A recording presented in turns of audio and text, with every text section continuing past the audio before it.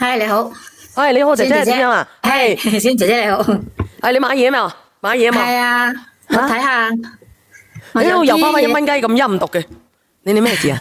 唔好意思，我唔係講你啊，我話嗰個俊仔啊，嗰個香港嗰個咧花12蚊，你即刻改咗個價錢啊，好陰險啊！做人做到咁陰險個死仔，你講咧，你咩事咧？哦，有啲事咧想揾小賢姐姐嚟傾一傾啊。咩事啊？係咁樣嘅，小賢姐姐係今日有一件事咧發生咗，令到我好唔舒服啊，唔知點講好。咩事啊？係咁噶，今朝早咧發生咗一件事，到依家未消化到。咩事啊？今日咧，我大嫂咧啱啱打電話俾我，話我侄女咧2個星期前咧去我哋屋企同我個女玩過，就話佢下面咧有一直喺度痕，就問下大嫂賴咗你哋啊？係啊咁樣嘅，佢問下大嫂咧，佢話係咪嗰度生蟲？邊個問你大嫂係咪生蟲啊？我侄女咯，即係話問你一下大嫂去嗰度係咪生蟲係咪？係啊，咁然之後咧，佢就話咧，佢上2個禮拜咧去咗我屋企，我家公咧幫佢用手去捉蟲，佢話我家公話佢下面有蟲咧，佢仲話係我家公用口咧同佢將啲蟲吸出嚟，所以我大嫂嘅話，我問你啊，我問你啦，係，你大嫂話咩？你講完先啦。我大嫂話同我講，佢話要報警，咁咪報咯，唔啱咩？係咁係啱，就係咧，因為我都未了解清楚呢件事啊嘛，我係聽佢喺度同我講啊嘛。咁你咪交俾警方咯，咁交俾警方咯。咁你既然係咁樣嘅，係咪先？我想叫佢咧，唔好咁急住，我哋先了解清楚係咪？了解啲乜嘢？因為我都未搞清楚，就係我大嫂打電話俾我同佢講啊嘛。咁我要翻去問一問佢，問一問我家公啊，問佢做乜嘢？問佢有冇蟲嚟係咪？係啊，就係咧，我就係咁樣諗嘅。你點問啊？你會？我係咁樣諗嘅，因為我自己都唔知係咩回事啊嘛，我又諗住咧唔好搞到兩家咁尷尬，我就諗住咧唔好搞到大家咁尷尬，係嘛？點解唔會搞到自己咁尷尬咧？嗱，我俾你講呢個問題比較敏感啊，等你本色講啊，本色。唔係，我覺得好少用嘴係吸邊度啲蟲啊，咁核突都吸一籮嘅，你講清楚啲吸邊度啲蟲。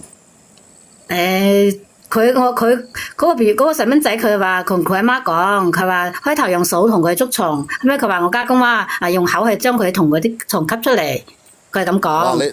你家公都幾識玩㗎喎，有蟲都搞得掂，你家公應該要加何正係㗎。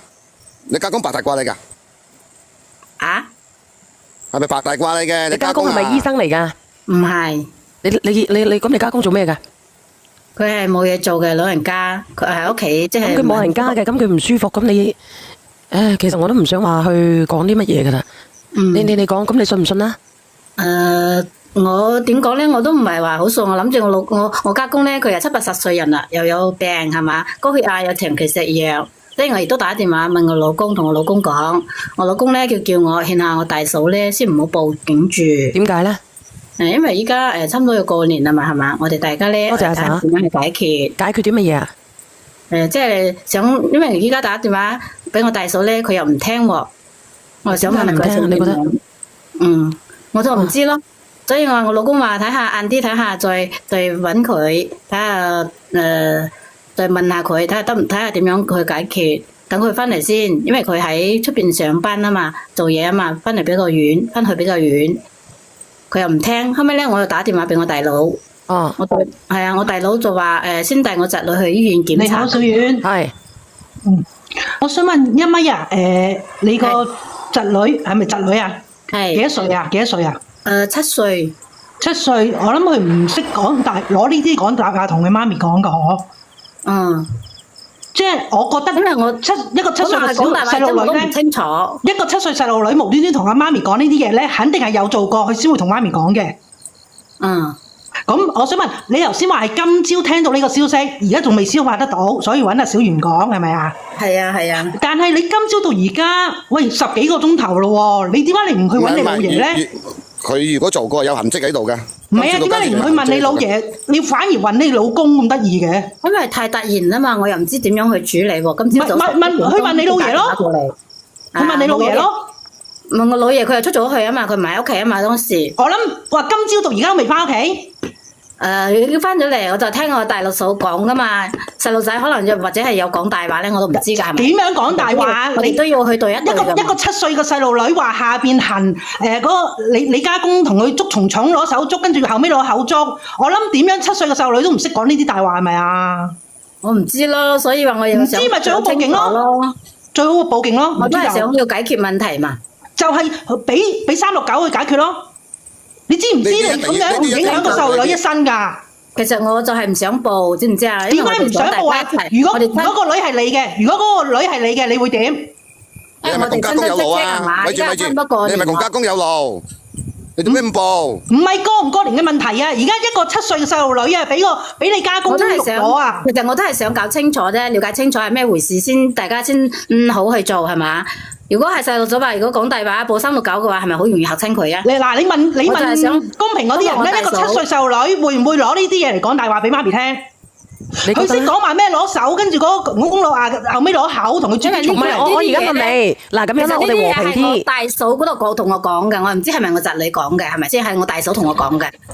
嗱，頭先又話你侄女同你大嫂講，而家又話唔係。因為係大嫂同我講啊嘛，唔係侄女直同我講嘛。嗱，我問你，不如咁樣，你自己有冇女嘅？我都有。嗱，我問你，咁你老爺咧有冇幫佢吸蟲蟲？有冇試過痕痕地？冇噶。係咯，咁點解佢會綁你個侄女去吸蟲蟲，唔幫呢個女去吸蟲蟲？咁你個女有幾大？所以我話依家我個女係比較細。嗱，我唔理你個女比較細啦。所以我想搞清楚啦，因為呢啲嘢我都係同我大嫂嗰度聽到噶嘛。哇，好嚴重噶啦，知唔知啊？呢件事猥褻兒童啊！你唔好講呢個話題啊，猥某褻某啊！喂，你好啊。喂，係小燕姐姐，倒數第一名係邊個？交俾警察局。喂，係你好。係姐姐。係你好，你好。因為你啲嘢講唔清楚，我哋想搞清楚啊嘛，係嘛？7歲細蚊仔又好容易講大話，因為我侄女咧上次點樣都唔會攞呢啲講大話咯。所以我就搞清楚先咯，因為你今朝到而家都搞唔清楚，同佢講你今朝到而家咯喎，10幾個鐘頭都搞唔清楚。咁我又問清楚，咁我問我大佬佢又冇，佢又話叫我大嫂去帶佢去醫院檢查，咁樣一路打電話俾我大嫂一路又唔聽，都唔知係咪去咗醫院。其實我都唔想嘈噶，我淨係想即下呢啲想問下呢啲意見啫。因為啊，問咩意見啊？意見咪報警咯。講句好唔好？你聽我講句。有個7歲細路仔會講嗱，我哋唔需要喺度估啦，因為小朋友講出咁嘅事咧係一件好嚴重嘅事，你唔好理佢真假，你唔好理佢講大話，你先去報369。點樣去揾出真相咧？369其實7歲細路仔嘅話，其實係好容易講大話，因為我侄女咧，佢之前都講過。你唔好理佢講唔講大話，如果佢真係講大話，識講呢啲嘢啊，係嘛？你要還你嘅家公。我睇到你哋都咁唔咩㗎，咁唔好同我講，我哋都唔想去咩㗎，我哋真係想解決咗問題。你同我報警嘅話，有咩可以解決得到咩？係咪先？你聽我講得唔得啊？姐姐，你覺得咁樣嘅話，係咪一定要報警啊？係，梗係要，當然啦，講嘅肯定係啦，咁唔通唔係咩？嗱，你聽我講，而家你擔心大人被冤枉個老，聽我講，你而家擔心個老爺被冤枉。如果我哋去報警嘅話，咁到時真係發現佢講大話，即係報假警啦。你聽我講，係咪啊？你可唔可以聽我講？你講先。我真係講一句半句，你又喺插嘴。嗱，如果係多到嗰個369證明嗰個小朋友講大話嘅話，佢會大人都想應該。聽我講嘅，好快啊！你先聽聽啊，妹妹，你不如聽聽啊，姐姐。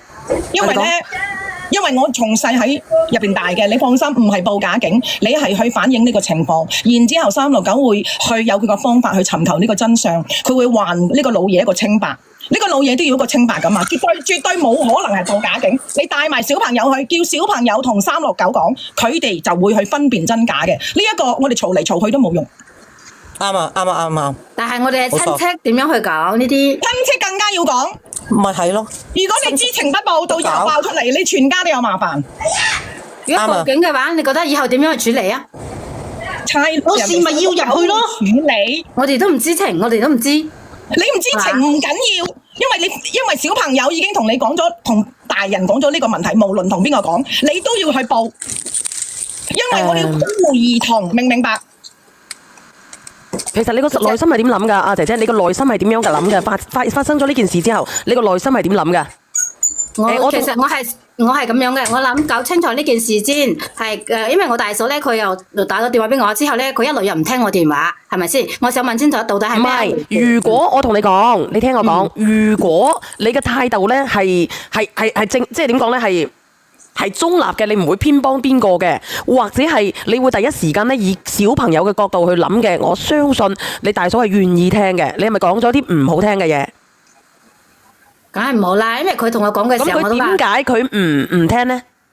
佢同我講嘅時候，我話係咁嘅回事咩？咁我就搞清楚先啦，係咪？梗係將啲問題搞清楚，係咪呢一回事？因為細蚊仔講出嚟，我哋都唔知，係咪？佢覺得我喺度維護緊我個家公咯。咁你係咪啊？其實咧，頭先聽你講咧，你確實係維護你嘅家公，因為你一直喺度講個小朋友講大話。因為你根本你冇能力去分辨呢個小朋友。因為呢個小朋友佢之前經常都有講大話，所以我哋就佢講嘅時候，我哋就要去咩？